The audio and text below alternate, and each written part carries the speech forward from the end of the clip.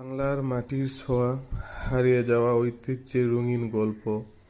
মাটির ঘ্রাণে ভরা এই রঙিন পাত্র, কলসি, ব্যাঙ আর ছোট ছোট খেলনাগুলো যেন আমাদের শৈশবের স্মৃতি ফিরিয়ে আনে। যখন হাতে ছিল না মোবাইল বা গেম, তখন এই মাটির হাঁড়ি, থালা, কলসি আর টাকার ব্যাংকই ছিল আনন্দের জগৎ। আজও গ্রামের হাটে বা মেলায় গেলে দেখা যায় একজন কুমার মন দিয়ে মাটির সাজ বানাচ্ছে, রং তুলি আঁচড় দিচ্ছে নতুন জীবন। প্রতিটি রং, প্রতিটি আকৃতি যেন বলে, আমরা এখনো বেঁচে আছি আমাদের শিকড়ে।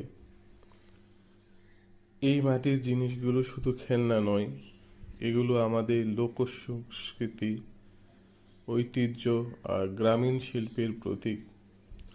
ঘর সাজানোর উপকরণ হোক বা ছোট খেলার সামগ্রী, সবেতেই লুকিয়ে আছে বাংলাদেশের ইতিহাস আর সৃষ্টিশীলতার সৌন্দর্য।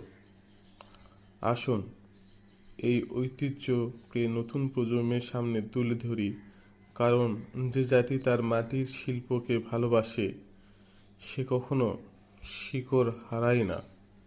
বাংলার মাটির ছোঁয়া, হারিয়ে যাওয়া ঐতিহ্যের রঙিন গল্প।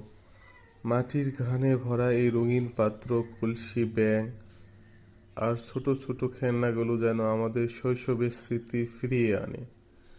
যখন হাতে ছিল না মোবাইল বা গেম, তখন এই মাটির হাঁড়ি, থালা, কলসি আর টাকার ব্যাংকই ছিল